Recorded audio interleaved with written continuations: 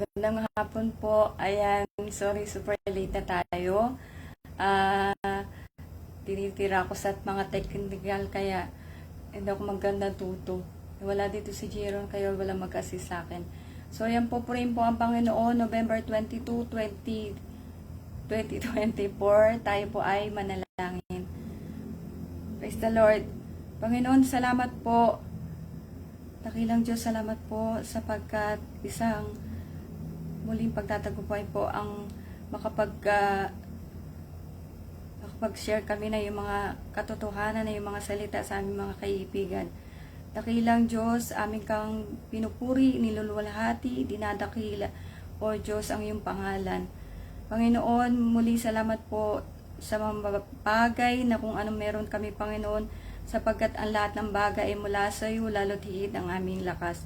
Sa mga oras na to, ikaw magbigay ng pagtatagumpay sa bawat isa, lalo't higit sa iyong ibang lingkod, na yung mga salita, Panginoon, ay dumating na may makalangit na kapangyarihan sa bawat isang makikinig. Salamat po, pagpalain mo ang bawat isa, O Diyos. Gawin mong laging pagpapala ang iyong mga salita sa bawat isa sa amin. Salamat po, Ama. Ito pa ang aming patuloy na pagluluwalhati sa pangalan ni Jesus. Amen. So, bati po tayo na happy birthday. Happy birthday to Sister Pabi Medraso. Happy birthday to Brother Raydan Porquita. Happy birthday to Mitch Pa Michelle. Yan. So, happy birthday po to all the birthday celebrants. Hindi ko alam ano itsura na ano ko dahil hindi ko nga maayos tong aking ano ba tawag dyan? Basta yan na po. Yan. So, happy birthday to all of you, the birthday celebrants. May God bless you. May God continue to keep you healthy and safe and give you more birthdays to come. May God bless you and your family po. Yan. And give the abundance, grace, and His blessings to you po. Happy birthday sa inyong pong lahat. At saan ba tayo? Saglit lang. Kasi pinatok ko tong aking stand sa ano eh. Kaya, and thank you po sa lahat na nagsusupport po. Ayan. Nabugbog kasi ako ngayon. Nagpahilot ako eh. Kaya sobrang medyo iba yung ano ng ano. Pero mas okay naman po. Kaya rin naman ng aking katawan. Kaya lang, ano nga, kailangang ihiga ko kanina. Yeah, weekly ako nagpapahilot para sabi ko, I think makakatulong sa akin. Hindi lang I think, talaga makakatulong po. Yan, so, salamat po sa lahat na nagsusupport. Yan nga sa mga bagong followers. And, kanina lang, pinaalala sa akin ng Panginoon, sa biyaya po ng Diyos na, kung bakit ako sa family, ako yung, sa aming magkakapatid, ako yung, kumbaga lapit sa Panginoon. Lahat kami lapit, pero ako yung parang mas naging devoted po sa Panginoon. Yan, sa faith, sa pananampalataya. Kasi, nung bata ako, yung nanay ko kasi madalas sa Baclaran. Yan, nagno-video kami every Wednesday.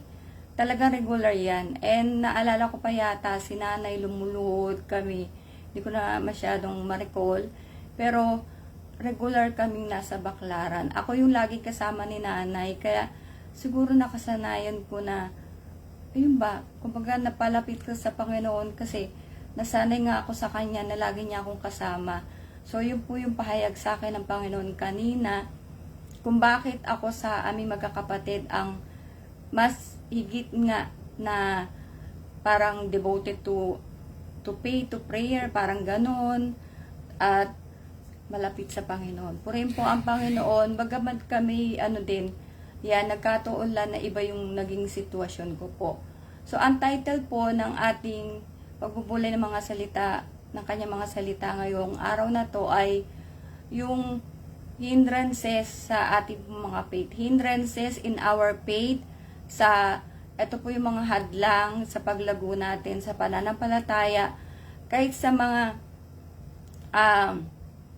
sa mga nakikinig po sa atin. Ito yung mga nakakahadlang sa atin kung bakit hindi tayo hindi tayo makalabas-labas sa sanlibutan po. Hindi tayo kumbaga hindi natin magawa yung kalooban ng Panginoon, hindi tayo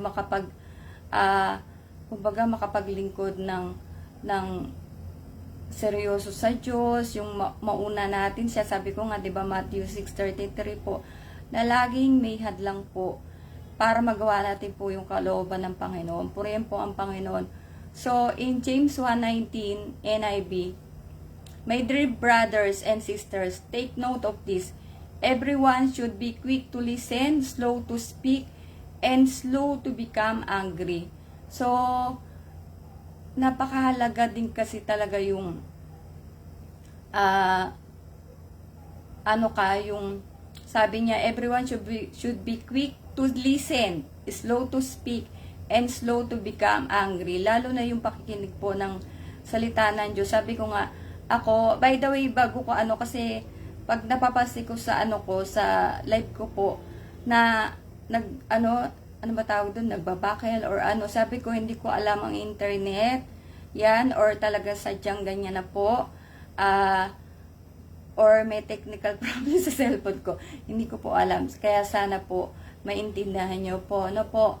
So, yun nga, pag nakikinig ako ng salita ng Diyos, seryoso talaga, yung quiet moment po, na, kasi salita ng Diyos yan, kailangan na namnamin mo talaga, ang pakikinig ng salita ng Diyos. Otherwise, hindi mo masyadong parang, kumbaga pag kumakain ka, lunok ka lang ng lunok, di ba?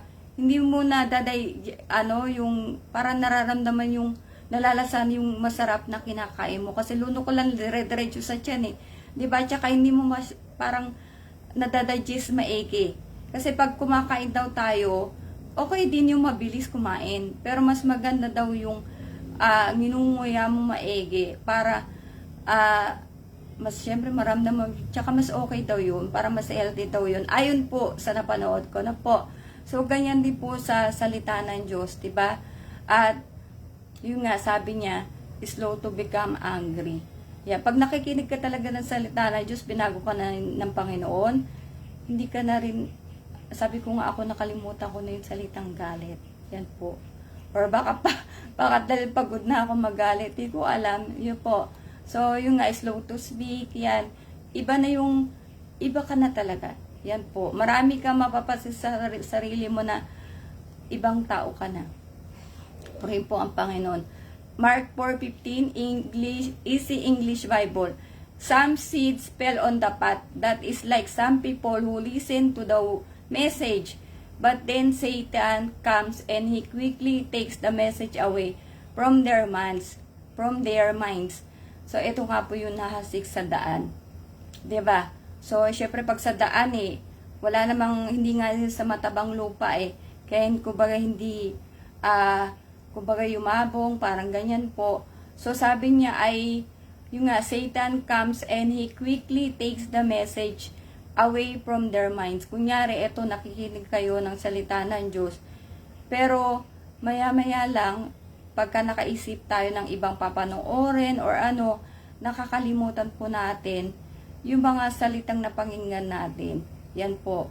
So, napaka-importante talagang na huwag natin hayaan si Satanas. Ano ba gagawin ni Satanas? Makakapanood tayo ng mga bagay ng sanlibutan. 'Di ba? K-drama, mga ganyan, Netflix. Yan po, o kaya yung mga games. 'Di ba?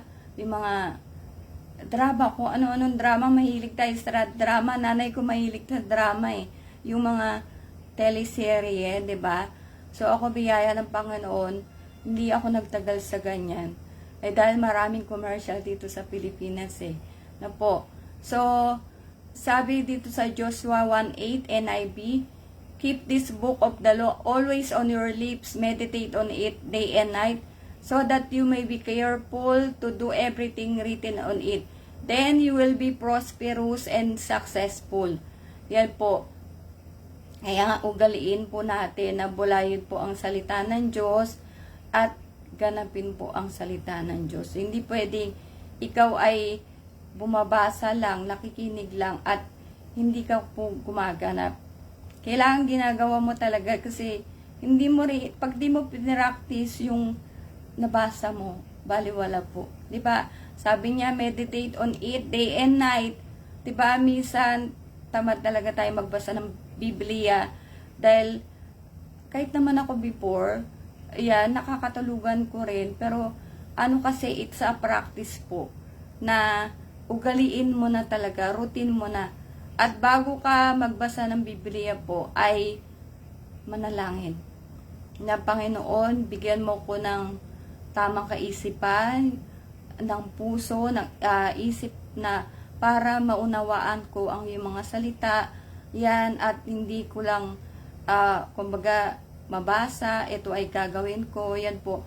Napakahalaga na pag nagbulay tayo ng, di ba, sa church po, yan, bago yung pagtanggap ng mga salita, yan, na syempre dumadaan sa pananalangin. Merong praise and worship, pero bago yung magpipray po, para syempre maging successful na yung pakikinig natin na salita ng Diyos, na po ang Panginoon. At Matthew 4:4, Jesus answered, NIV, "It is written, man shall not live on bread alone, but on every word that comes from the mouth of God." So, dahil ang tao naman likas na, ay tayo po ay nagugutom, totoo naman po yun. Yan. Pero sabi nga, man shall not live on bread alone, but on every word that comes from the mouth of God. Pag ano ka kasi, kumbaga sanay kang magbasa ng salita ng Diyos, kaya makinig ng salita ng Diyos, like ako, hindi siguro dahil stroke ko, kaya mas madalas sa akin ang fasting kaysa po ako ay kumakain. Hindi ka na, ewan ko, basta yun, siguro kasi nasanay nga sa church. Yan na, minsan, hindi ko na nararamdaman na nagugutom ako. Na po.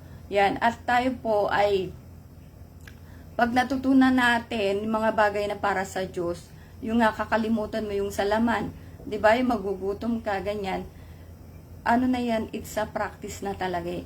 Makakasanarayan mo na rin na hindi lang talaga yung pagkain ng bubuhay sa'yo, kundi yung salita ng Diyos. Yung kasi yung spiritu po natin, yan, na kailangan ay pakakanin mo rin eh. Kasi pagka yung, syempre magutom siya, ang mangyayari niyan, magagawa mo yung mga bagay ng sanlibutan. No po? Pero pag ikaw ay, kumbaga, bugbog or ano rin, pinapakain mo rin. 'Di ba? Yan, ang spirito mo. Hindi ka, yung mga bagay na mali, hindi mo talaga maiisipang gawin dahil nabasa mo, nabulay mo, napakinggan mo, 'di ba? Sa mga sugo ng Diyos na hindi mo dapat gawin yun. Ito po. So, yun yung mag-ano talaga sa atin na para wag kami yung mga bagay na mali. No po, puri po ang Panginoon. Tsaka wag tayo masanay na kumbaga laging ang utok mo lang pagkain. 'Di ba? Kailangan pakakanin po natin ang ng salita ng Diyos, mga ating pong mga espiritu. Na po, purihin po ang Panginoon.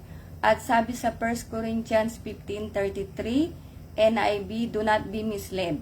Bad company corrupts good character. Sabi ng mahal na Apostle Jonathan Prayol. Bad company corrupts good character. Di ba po? So, mas maganda na tayo ay syempre makihalabulo sa yung kunyari mga taong lapit sa Panginoon, di ba? Kasi pag ikaw pupunta ka sa barkadang lapit sa sanlibutan, mas malamang na mahawa ka sa kanila. Pero kung ikaw iano mo yung sarili mo sa mga tao na malalapit sa Diyos, malalapit sa pagsamba, ganyan, paggawa na mabuti, ikaw mai-influence din. Yan. Kaya parang ganun nga eh, yung mga minsan daw yung may mga tao talaga mga bad influence, diba? Na po. Yan. Pero mas maganda yung mga tao na yun, akagin natin sa church po. Yan. Kasi para maramdaman din nila na, kasi makakita nila bakit ka nagbago eh. So, ma-appreciate pa nila. Dahil diba, mababago yung buhay nila, mag-iibang tao na rin sila. Diba, purihin po ang Panginoon. At yung nga, yung bad company na hindi natin masyadong elaborate yan. Romans 12:2, easy to read version. Don't change yourselves to be like the people of this world, but let God change you inside with a new way of thinking. Then you will be able to understand and accept what God wants for you.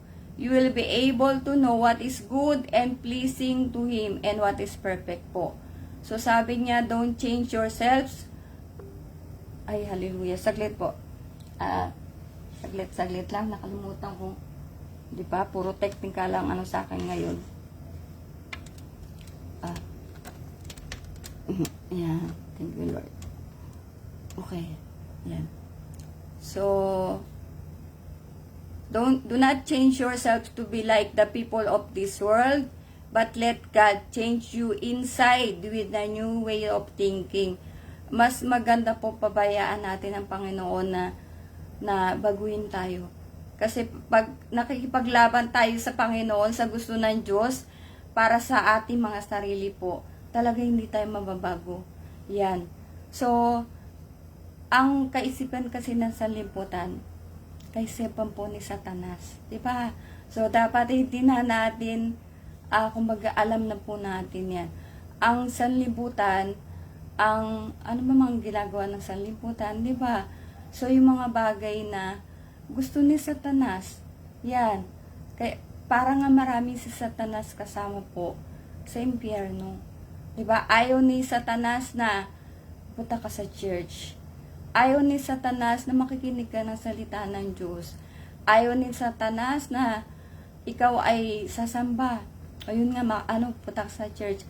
Ayaw ni Satanas na makikisama ka sa mga taong lapit sa Panginoon. Ayaw ni Satanas na magbago ka, kailan masama ka, di ba? Yun ang gusto ni Satanas. Kaya pag ramdam ni Satanas, lumalayaw ka na, lalo kanyang yung parang ititis, yun? I-cheat, parang ganun po, yan. Aanuin ka ng mga bagay ng sanlibutan. At sabi po dito sa Matthew 4:9, NIV, all this I will give you, he said, if you will bow down and worship me. So, ito yung yung sa Panginoong Hesus, diba, na pinakita sa kanya ni Satanas, yung buong mundo, lahat yan mapapasayo. Kung ikaw ay magpapatira pa at sasambahin mo ko, di ba po? At sabi nga natin, dapat suriin po natin ang dumarating sa atin. Akala natin blessings. Yan, kasi sa Satanas nga ay kaya rin magbigay ng mga ganun. Diba? Ang hindi kayang bigay ni Satanas, ng Diablo po, ay kaligtasan. Ang Panginoong Hesus lang po ang pwede magbigay niya. Purihin po ang Panginoon. At yung nga, hindi lahat mula sa Diyos Tsaka kung paglilingkuran natin sa Satanas, patuloy nating pinaglilingkuran sa Satanas, patuloy siya magpapala po sa atin. Yan. Di ba nasabi natin, hindi lahat ng paglilingkod ay ginagawa natin para sa Diyos. Kasi nga, merong paraan na gusto ng Diyos, yung paglilingkod na gusto ng Diyos Kaya dapat alamin mo kung kanino ka naglilingkod. Baka kay Satanas ka naglilingkod, kaya si Satanas patuloy na magbigay ng bigay sa'yo kasi, syempre, pinapaglingkuran mo siya. Diba? So, bibigay niya sa'yo, mahilig to sa pera, mahilig to sa ganyan, mahilig to sa pamamasyal. Diba? Yun ang ipipit sa'yo ni Satanas. No po? Hanggang sa totally mahulog ka na sa kanyang bitag. At yung nga, hindi niya kaya ibigay kaligtasan. Si Kristo lang po pwede magbigay nun. So, sabi sa John 6:66 to 68 po, NIV, From this time, many of his disciples turned back and no longer followed him.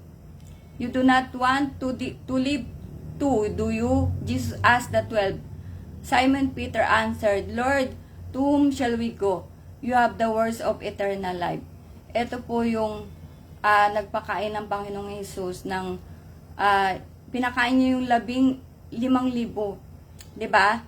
So, bakit sumusunod pa rin sila ng sumusunod? Tapos sabi niya na, dahil kasi, meron siyang, yung nga, nagpapakain siya. 'Di ba? Hindi sila sumusunod dahil sa, kumbaga, alam nila na sa kanya yung eternal life. Pero, sabi dun sa, yung 12 disciples nga, you do not want to live too, do you? Simon Peter answered, Lord, to whom shall we go? You have the word of eternal life. 'Di ba? Nasa Panginoon yung walang hanggang buhay. So, marami ang hindi nakakaalam. Kaya hindi sumusunod sa Panginoon. 'Di ba? Sa utos ng Diyos, sa kalooban ng Diyos, dahil hindi nga nila alam na ang pagsunod sa mga utos ng Diyos, paggawa ng kalooban ng Diyos, andito yung yung eternal life nga po. Medyo pagod ako, pasensya na, nabugbog, medyo bugbog yung katawan ko kasi ngayon. Yan, pero po, sabi niya kasi, gusto mo pa bang ulitin? Oo naman, kaya lang, siguro nabigla yung katawan ko, yan. Kaya talagang latang-lata ako. Ephesians 4:13 po, New Living Translation, this will continue until we all come to such unity in our faith and knowledge of God's Son, that we will be mature in the Lord, measuring up to the full and complete standard of Christ. Glory to God. So, yung unity, yan. Kaya yung mga tumitiwalag sa church, nagbabackslide. 'Di ba? Yun ang, pagka nagkaroon kasi ng inggit, yan, nagkaroon ng, o kaya ayaw na magbigay, yan, yung puso ba, nadadayan ni Satanas, yun po yung nakakahadlang sa paglago sa faith eh. Siyempre, backslide ka na eh, di ba? O kaya, umalis ka na sa church. Yan, hindi ka lalago talaga. Pag iisipin mo yung mga bigay ng bigay, dalo ng dalo, or gagamitin mo yung, paggagamit mo yung talento mo, ng libre. Yung napagtapusan mo, nakatapos ka ng engineer, tapos tutulong ka sa church sa gagamitin yung pagiging engineer mo na walang bayad. 'Di ba? So, hindi mo alam na higit na pagpapala ang ibibigay sa iyo ng Panginoon. Yan po kasi pinapagamit mo ang talento mo. 'Di ba? Ang bigay sa iyo ng Panginoon na mga talento, na mga regalo, po. So, purihin po ang Panginoon. Kaya yung unity talaga, pinapanagili sa church, kasi, kaya maraming church nagkakawatak-watak. Dahil nawawala na yung pagkakaisa po. So, biyayas ng Panginoon sa church, na patuloy sinusunod ang leader, dahil ang leader po ay talagang role model po sa church. Hindi mo, sila yung unang nagbibigay ng malaki. Sila yung gumagawa sa church. Hindi sila pinaglilingkuran. Sila rin po ay naglilingkod. Diba? Kaya yung ginagawa ko ngayon, hindi ako, kumbaga naglilingkod ako sa inyo. Dahil sinishare ko po ang salita ng Diyos. Na po, purihin po ang Panginoon. Malapit na ako matapos. Yan. In Matthew 28:20 NIV, and teaching them to obey everything I have commanded you, and surely I am with you always to the very end of the age. So, ang problema po talaga sa ating lahat, 'di ba? Kaya hindi tayo talaga natin magawa yung kalooban ng Panginoon, obedience. Na hindi natin magawang tanggapin po ang Panginoon kasi hindi natin kayang sumunod. Yan. Pagtanggap na nga lang eh. 'Di ba? Hindi mo pa matanggap ang Panginoon eh. So, kaya wag ka nang umasa. Papasok ka sa langit. Dahil yung lang tanggapin si Kristo, hindi mo magawa. 'Di ba? O, yung paulit-ulit natin sinasabi, ang paglilingkod nakalugod-lugod sa Diyos. Yan. Kung hindi natin tatanggapin sa sarili natin na ang Diyos may kautusan, dapat tayong, kumbaga, yung katwiran ng Diyos, hindi yung katwiran natin. Hindi yung gusto natin, kundi yung gusto ng Diyos. Yan, kung talagang gusto mo yung gusto mo, hindi ka talaga papasok sa langit. Yan po, napaka-importante po ang obedience. Obedience sa salita ng Diyos, hindi sa salita ng tao, sa utos ng tao po. Yan po lagi natin tandaan. Diba? Pag ikaw masunurin ka sa parents mo, lagi may regalo, biyaya. Ganyan din po ang Panginoon. Pag ikaw ay masunurin, hindi mo pa hinihingi, binibigay na po ng Diyos. Diba? So, ako man ay hirap na hirap. Kumbaga pagod, ganyan. Pero, yung biyaya ng Diyos nga eh. Diba? Hindi lahat pag natulog, nagigising pa. Hindi lahat na na-stroke, nabubuhay. Diba? Hindi, yung iba nabuhay man, pero ano na rin. Pero biyaya ng Diyos, karanasan ko po ang tulong, ang biyaya ng Diyos, ang kahabagan ng Diyos, dahil din sa pagsunod. Yan. Kaya sa buhay natin, paghirap talaga tayo sumunod. Yan. Kahit sa pagtanggap pa lang sa Panginoon, 'di ba? Hindi mo matanggap dahil ano nga eh, marami kang iniisip na kumbaga ayaw mo muna sumunod eh. 'Di ba? Sumunod muna tayo. Gawin mo muna yung first step. Tanggapin ng Panginoon sa buhay mo, tumanggap ng kaligtasan, magsisi ka, pabautismo ka. Yan. Tapos, makinig ka ng salita ng Diyos. Basta mararamdaman mo na lang yung presensya ng Panginoon, yung biyaya, pagpapala, yan, na unti-unti dumarating sa buhay mo dahil sa pagsunod mo. Pero kung, kaya nga, obey before you complain. Yan po. Tayo kasi, ang utak nga natin, marami sa atin, na iniisip mo kagad yung mga, minsan yung mawawala sa'yo, mawawala ka ng oras, mawawalan ka ng, siguro pera kasi magbibigay ka eh, di ba? Mawalan ka ng, kunyari may gagawin sa church, di ba? So isipin mo na kalaga, or baka natatakot ka na papagamit mo yung talento mo sa Panginoon. Maraming takot, maraming iniisip. Pero i-clear po natin yung mind natin. Huwag mo muna isipin yung mga hindi dapat isipin. Gawin muna natin, tanggapin mo ang Panginoon. Dahil ako, nung unang tinanggap ko ang Panginoon, nung sabi ko nga, walang sa akin, nag-udyok na magpabaptize. Sabi ni Brother Nelson, sis, pabaptize. Sabi ko, bro, pwedeng next week.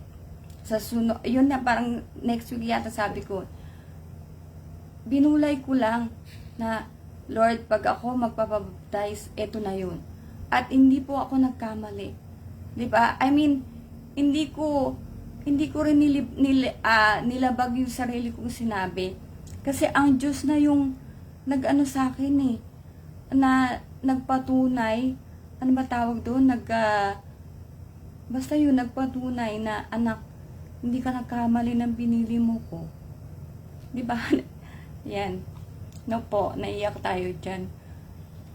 Kasi ano talaga, pag pinili natin ng Diyos, syempre eternal life, 'di ba? Yan. Napaka-winner mo na eh. Meron ka ng buhay na walang hanggan, regalo 'yan, 'di ba? Hindi lahat kinakahabagan. Dahil yung mga mayayaman, siguro nagpapasumbong ang Diyos, pero abala sila sa kayamanan. Abala sila sa mga ano meron sila. Abala sila sa kasikatan. Abala sila sa maraming bagay nasa libutan. Pero biyaya po sa atin kung kayo nakikinig, 'di ba? Kinabagan kayo ng Diyos eh. Kung isipin na mawawalan ka. Yan, dahil ang eternal life, buhay na walang hanggan, matatanggap mo. At mga pagpapala ng Diyos, pag-iingat ng Diyos, ang pagsama ng Diyos. Yan, kaya wag tayong matakot po. 'Di ba? Wag ka matakot na maggalak ka. Kinahabagan ka ng Diyos. Maggalak ka kasi tatanggap ka ng kaligtasan. Hindi lahat may kaligtasan. Yan po yung lagi natin tandaan. Ang kala na iba, ligtas sila. Pero ang totoo hindi. Talaga masasabi ko, syempre nag-aral po tayo ng salita ng Diyos. Alam natin sa biyaya ng Diyos ang katotohanan. Kaya alam natin yung nagkikiling na ligtas sila. Unfortunately, hindi. Bakit pa? Hindi nila magawa yung kalooban ng Diyos eh. Yung hindi nga pwede kasing tinanggap mo lang sa isip, hindi sa bibig, hindi. May mga dapat kang gagawin. Kunyari nga, 'di ba, magsisika. O, sampalataya ka muna syempre. Magsisika ng kasalanan mo, 'di ba? Yan. At magpabautismo ka. Yan. Napaka-importante yung bautismo. Dahil paglilinis po ng kasalanan, pagkakaroon ng bagong budhi. 'Di ba? Yan. Kaya hindi pwede. Tsaka ang Holy Spirit po. Ang Holy Spirit kasi nanggagaling sa Panginoon. Yan. Siya magbibigay sa iyo niyan. 'Di ba? Kaya yung pakinig ka na pakinig ng salita ng Diyos, talagang ang Diyos sa iyo. Totoo po yun. So, yun lang din naman ginawa ko, kaya yun sineshare ko po sa inyo. Na taimtim tayong nakikinig ng salita ng Diyos, sa mga sugo ng Diyos. Pakinig, basa, pag-aaral, yan. O, diba? Biyaya ng Diyos. Kinabaga rin ako ng Panginoon na yung mga hiwaga ng Diyos, yung mga bagay na hindi ko alam, pinapaalam ng Panginoon. Kumbaga yung sa Biblia po, hindi yung mga nalaman ko sa Kanya na hindi ko alam. Yan. Na hindi ko alam yun. Pinapaalam niya sa akin. Diba? Purihin po ang Panginoon. So yan, sana po ay minatutunan tayo at saka yung mga hadlang para lumago po tayo sa faith. Yun po yung sana mapagtagumpayan natin. 'Di ba? Mag-fasting ka muna sa mga K-drama. Mag-fasting ka muna sa mga ibang social media, 'di ba? Or ano pa, yung magbasa ng Bible, makinig ng salita ng Diyos para yung isip mo hindi na ma-occupied ng isip ng sanlibutan po. Dahil ang mangyayari niya, matutuwa lang si Satanas. 'Di ba? Kaya yung marami sa pananampalataya, maraming mga kapatid, kumbaga yung paglago ay mabagal kasi nga nadadaya po tayo ni Satanas. Yan ang nangyayari sa atin, barkada or gimmick or maraming bagay. Kasi ang diablo, marami talagang pwedeng idaya. Maraming pwedeng gamitin sa atin po. By diablo yan eh. Sanay siya mandaya. Kung si Panginoong Isus, 'di ba? Inudyukan niya yung ano ba tawag doon? Hindi ko na maisip sa English eh. Tinukso niya. Yan, Tagalog pala yun. Tinukso niya. Ang Panginoong Isus na yun. Tayo pa kayang tao na mahihina? O, 'di ba? Isipin mo yun. Kayang-kaya tayong tuksuin. Mahilig ka sa babae. 'Di ba? Yan ang ano mo eh. Kaya yung iba na pinagmamalaki pa yung mga babae nila, saan ba sila pupunta pag di sila kinabagan ng Diyos? 'Di ba po? Sa impyerno. Mahilig sa pera. O, mahilig sa mga mamamahaling bahay. Yan. Kaya isipin mo na lang, ako pag naisip ko, pag dumating ang Panginoon, yung iba may mga 5 bahay sa US, sa kung saan-saan. Sayang. Kaya nung ako'y nalaman ko nga na yung kumbaga kayamanan sa langit mo sa kuya ko, hindi ko na inisip na bahay ako, tama na yung may tinutulugan akong kama. Yung pala yun. Diba? Pareho lang, di man ay, pareho kayo natutulog eh. Diba? Kahit sa baba ka sa taas, natutulog lang din kayo. Yan. So, isa lang yun. Kahit yung mga mayayaman, diba? Ganun lang din. Merong mga mayaman din na nagigising. Pero biyaya ng Diyos pag ikaw na sa Panginoon, yung pagsama ng Diyos nga, ingatan ka. Yan, pero ugaliin po natin manalangin, 'di ba? Kaya nga tinuro natin 'yan eh na wag natin talagang kalimutan mag-pray.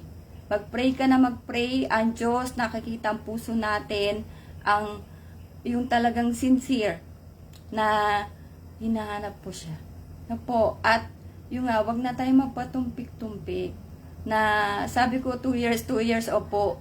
Pero wala po sa akin ng 2 years or less than 2 years na yan. Yan ay sinabi ng Panginoon. Hindi ko sasabihin sinabi lang ng Panginoon. Sinabi ng Panginoon, pero hindi ko po alam ang layunin niya. Yan, 'di ba? Ang Diyos lang po ang nakakaalam. So, wala akong alam dyan. No po, zero knowledge po ako. No po. So, yan lang po. Sana po may natutunan kayo at yung nga, iwasan nating may makahadlang po sa ating pananapa. Romans 10:17, faith comes from hearing and hearing and hearing the word of God. Diba po? So, lalago yung pananampalataya pag ikaw pakinig na pakinig. Diba? Hindi basta-basta nakikinig sa mga sugo po ng Diyos, sa mga pinadala ng Diyos. Na po, tayo po ay manalangin. Praise the Lord. Dakilang Diyos, salamat pong muli. Panginoon, sa araw na to, araw ng Friday, na sa kabila ng kahinaan na iyong abang lingkod, ay binigyan mo ako ng pagtatagumpay. Salamat, O Diyos, sa iyong mga salita ng kalakasan, kapayapaan, kaligtasan, dakilang Diyos, salita ng pagpapala, Panginoon, salata ng pag-iingat. Salamat po sa aming mga taga-subaybay. O Diyos, pagpalain mo ang bawat isa. Panginoon, tulungan mo sila, O Diyos, na Panginoon, na kung sila man, ano man ang kanilang kalagayan ngayon, dakilang Diyos, ang iyong kamay ay mahaba po upang abutin ang bawat aming mga panalangin, mga pangangailangan, dakilang Diyos. Tulungan mo kami sa anumang dalahin namin sa buhay, Panginoon. Magpagaling ka na may sakit, magbigay ka sa mga wala, O Diyos, at patuloy ka magpala sa bawat isa, Panginoon. Hallelujah. Sa mga walang trabaho, tulungan mo na sila magkaroon ng trabaho na inilaan mo para sa kanila. Ama, nawa ang mga salitang nahayag sa oras na to, O Diyos, ay patuloy na tumimo sa aming mga puso't isip, O Diyos. Nawa magawa namin ang iyong kalooban, Panginoon, at tumanggap ang bawat isa na kaligtasan, dakilang Diyos, sapagkat walang pangako po ang bukas. At nawa, O Diyos, nasain pa na bawat isa sa amin na higit ka pa mong makilala ang aming Panginoon. Salamat po, dali mo kami sa araw ng bukas na malakas, O Diyos, na may puso na handang muling makinig na yung mga salita, na yung mga katotohanan, Panginoon, at patuloy mong pagpalain maging ang aming mga pamilya. Salamat, Ama. Patuloy ka namin nilulwalhati sa pangalan ni Jesus. Amen. So, see you po sa araw ng bukas dahil nga ako ay may utang po sa Panginoon. So, magkita-kita po tayo bukas po. And God bless us all. Glory to God.